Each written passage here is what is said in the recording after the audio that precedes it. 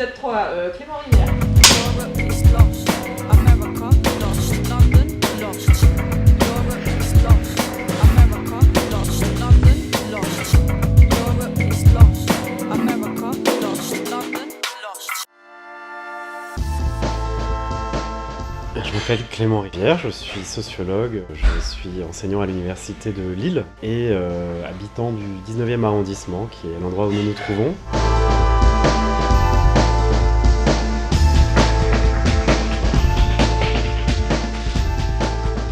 Voilà, moi je m'intéresse aux processus qui vont façonner les usages de la ville. Donc dans ma thèse, j'ai interrogé de manière plus spécifique la façon dont les parents, à travers leur action éducative, consciente ou inconsciente, vont fabriquer des usagers de la ville, donc des enfants. Cela de manière assez différenciée selon les profils des familles et notamment aussi selon le sexe des enfants. Et l'idée c'était, alors pas de mesurer, parce qu'on ne peut pas mesurer à partir d'une enquête par entretien, mais c'est d'essayer plutôt de comprendre des mécanismes, d'essayer de comprendre des manières de faire qui seraient spécifiques à certains profils de parents.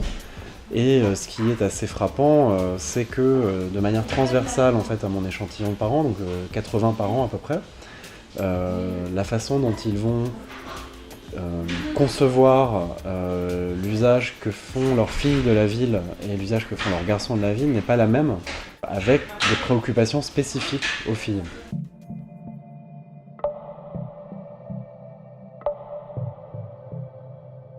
Ce qui est intéressant, c'est que les filles sont perçues comme plus matures, c'est quelque chose qui revient beaucoup dans les entretiens, plus capables de se débrouiller, de repérer différentes sortes de dangers, comme des utilisatrices de la ville, d'une certaine manière plus compétentes parce que plus attentives à leur environnement. Bon, ce qui est aussi le produit d'un processus de construction, enfin, c'est un peu les discours qu'on a sur les filles à l'école aussi. On naturalise une fille plus mature alors que les garçons sont davantage perçus comme tête en l'air, un peu inattentifs, désordonnés, enfin ils sont moins compétents finalement pour se déplacer de manière autonome dans la ville au même âge que les filles dans la perception qu'en ont les parents. Mais au moment de la puberté, il y a une perception, un changement de la perception que les parents ont de leurs enfants en général, mais en particulier de leurs filles, notamment au moment des premières règles, au moment où le corps se transforme, et apparaît assez clairement un ensemble de craintes liées, en fait, pour le dire vite, à l'exposition du corps de la jeune fille dans l'espace public.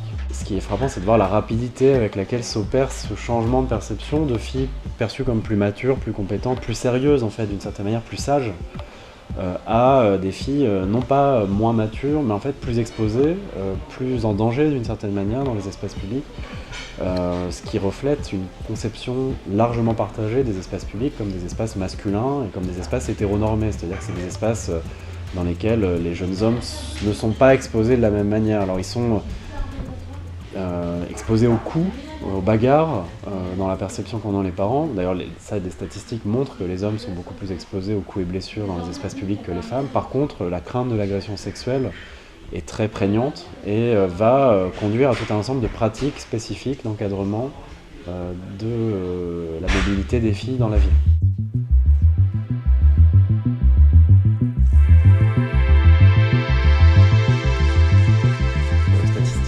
Les filles sont moins présentes dans la ville, notamment sur les terrains de jeu par exemple, en termes de minutes passées. Elles doivent rentrer plus tôt, en tout cas elles ont des horaires plus stricts d'encadrement. Alors évidemment c'est des moyennes, hein, c'est pas forcément le cas de tous les enfants, mais moi je l'ai retrouvé dans mes entretiens, l'existence de pratiques spécifiques donc concernant les horaires, concernant le contrôle de l'habillement et concernant plus largement ce qu'on appelle en sociologie, à la suite des travaux d'un sociologue qui s'appelle Goffman, le contrôle de la présentation de soi des filles est beaucoup plus important. Donc ça, c'est pas uniquement les habits, ça va être aussi le maquillage, ça va être la manière de se tenir dans les espaces publics et en particulier dans les transports en commun. En fait. Les transports en commun à Paris, le métro, à Milan aussi, c'est des espaces hyper publics d'une certaine manière où les enfants sont perçus comme devant recevoir tout un ensemble d'indications, d'informations. Justement, donc là, c'est là qu'on voit la socialisation à la ville de la part de leurs parents pour apprendre à se déplacer de manière sûre dans les espaces publics.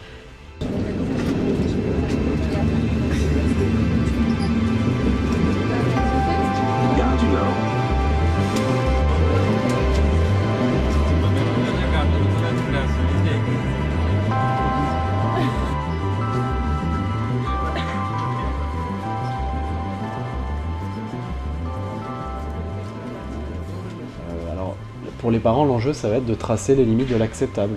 En fait, qu'est-ce qui est acceptable et qu'est-ce qui n'est pas acceptable. Et on voit que il y a quand même tout un ensemble de choses qui sont acceptables qui ne concernent que les filles. Donc, par exemple, accepter le fait de pouvoir être regardé parce que voilà, le corps change, c'est normal. Beaucoup de parents, alors en particulier des mères, me disent oui, c'est normal, elle change, elle commence à plaire aux hommes.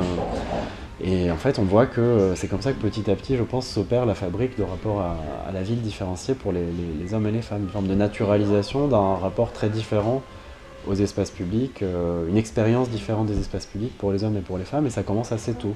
Et les parents sont des acteurs de ce processus, alors plus ou moins conscients, c'est-à-dire qu'il y a un certain nombre de parents qui peuvent le regretter, mais qui vont quand même, à leur mesure, se dire que ça ne serait pas réaliste, ça ne serait pas responsable d'une certaine manière de ne pas prévenir leur fille de la spécificité du statut des femmes dans les espaces publics. Mais avec quand même une assez forte représentation de cadres, de personnes avec des niveaux d'études élevés, de personnes qui peuvent être sensibles aux questions de genre par ailleurs, en tout cas se dire sensibles aux questions de genre, mais qui vont en réalité, pour la phase d'âge en tout cas qui m'intéresse, 8 ans, 14 ans, pas vraiment mettre en œuvre des pratiques de, alors je sais que c'est un terme un peu discuté, mais d'empowerment.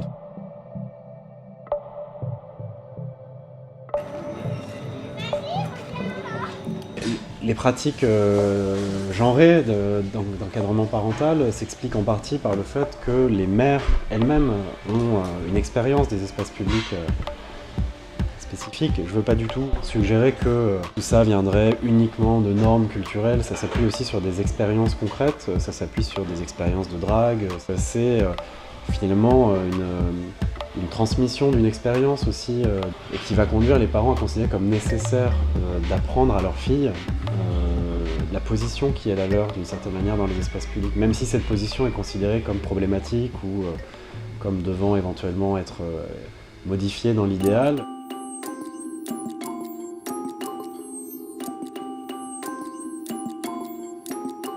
C'est une question très intéressante parce que la grande difficulté c'est que c'est pas uniquement des décisions des parents, c'est-à-dire que quand on a des filles et des garçons, ces filles et ces garçons sont eux-mêmes pris dans des jeux sociaux, notamment en ce qui concerne l'habillement.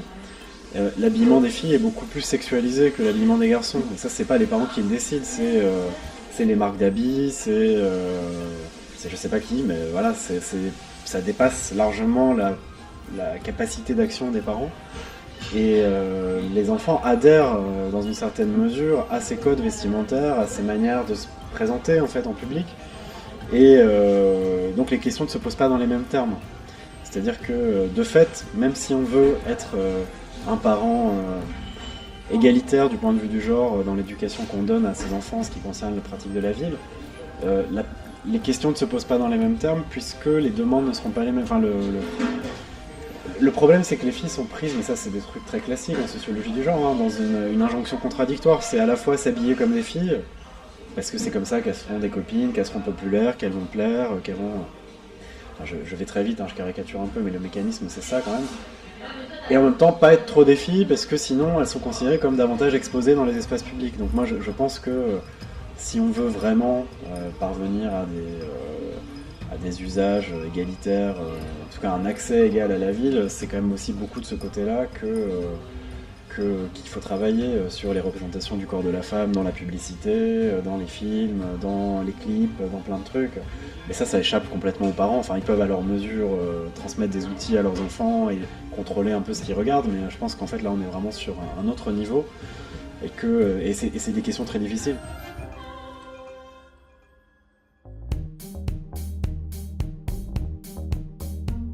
Je pense qu'on est quand même dans une période de prise de conscience assez large, en tout cas dans un certain nombre de milieux, mais là ça se voit quand même très clairement après Balance ton port, enfin il se passe quelque chose quand même, il y a une demande d'égalité qui est quand même de plus en plus forte. Et je pense que ça c'est le produit des mobilisations féministes depuis des dizaines d'années, et aussi dans une petite mesure des travaux en sciences sociales qui permettent de montrer justement des processus, de montrer des mécanismes, de produire des données chiffrées sur tout un ensemble de sujets, et que ça donne des outils aux gens qui veulent faire changer les choses pour les faire changer.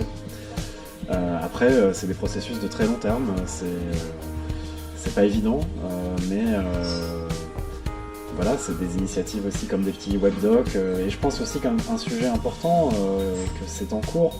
Moi je suis peut-être un peu trop optimiste, mais je pense qu'il faut aussi sensibiliser les hommes. Enfin, moi-même, je pense qu'il y a 10 ans, j'étais très loin du niveau de sensibilité que j'ai aujourd'hui et qui est peut-être sans doute encore insuffisant, mais je ne mesurais pas la spécificité de l'expérience féminine dans les espaces publics, et je pense que ça peut pas changer tant qu'il n'y a pas une parole qui s'exprime, et en même temps des conditions qui sont créées pour que cette parole puisse être entendue.